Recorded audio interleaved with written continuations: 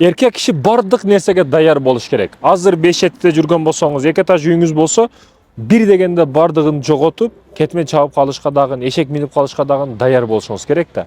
Эркек төө минет, эшек минет, жылкы минет, а? Анан адамдар ар ким ар нерсе дей берет ал тууралуу. А? Эркек киши бардык нерсеге даяр болуш керек. Азыркы жумушуңуз туруктуу болбой калышы мүмкүн.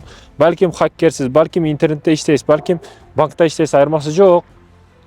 Ошо иштериңиз токтоп калышы мүмкүн. Сиз ойлоп аткан жашоо дароо көздү жумуп ачканда бурулуп кетиши мүмкүн. Ошол учурда семьяны багыш үчүн, эптеп кетиш үчүн баягы кетмен чабышка дагы, кулпунай теришке дагы даяр болуш керек эркек киши. Адал иш эч качан уялба, кыла бер. А?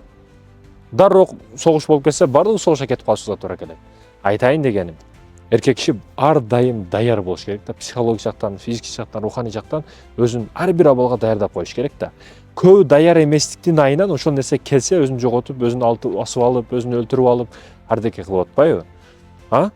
Демек, не кылыш керек? Эркек киши ар дайым ар бир нерсеге даяр болуш керек экен.